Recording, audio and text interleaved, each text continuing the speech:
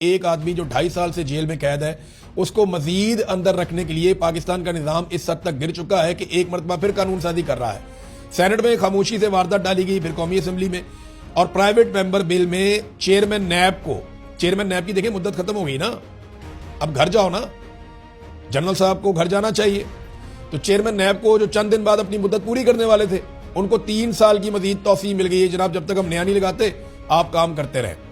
دوسرا, عمران خان کی اسلام آباد ہائی کورٹ سے اگر ضمانت کا جو کیس ہے اب سپریم کورٹ میں نہیں آئے گا بلکہ آئینی عدالت میں جائے گا. یہ کارروائی کیا ڈالے گی دیکھیں, نیب قانون میں جو نئی ترمیم ہے نا یہ سینٹ سے منظور کی گئی ہے, اور ترمیم کے بعد اب عمران خان کی 190 ملین پاؤنڈ کا جو سکینڈل ہے یا نیب کا جو توشہ خانہ کیس ہے, ان دونوں میں جو حتمی اپیل ہے اب سپریم کورٹ میں نہیں جائے گی بلکہ وہ آئینی عدالت میں جائے گی, جو آئینی عدالت کو کنٹرول کرتے ہیں یہ لوگ.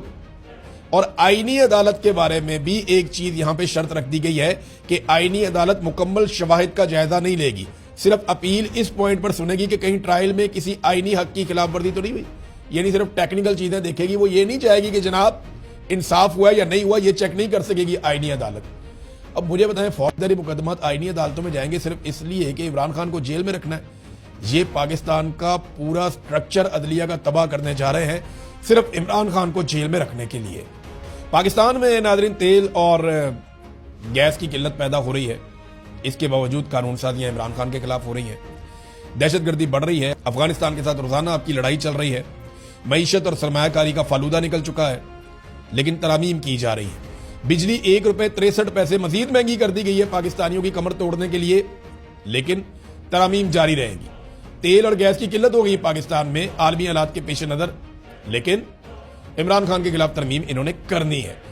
سعودی عرب نے امداد روک لی پاکستان کی ناظرین.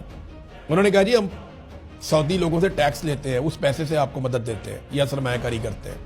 ہم نے نہیں کرنی سرمایہ کاری اور ہم نے آپ کو امداد نہیں دینی.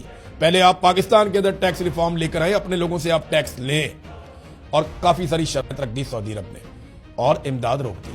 یہ ہے پاکستان کے حالات. لیکن ہمارے جرنیلوں کی توجہ ساری کی ساری اس بات پہ ہے کہ عمران خان کو جیل کے اندر کیسے رکھنا ہے. ٹیکنیکل بنیادوں پہ رکھیں, جھوٹے کیسز میں رکھیں, جیسے بھی رکھیں, توجہ پھر وہیں پہ.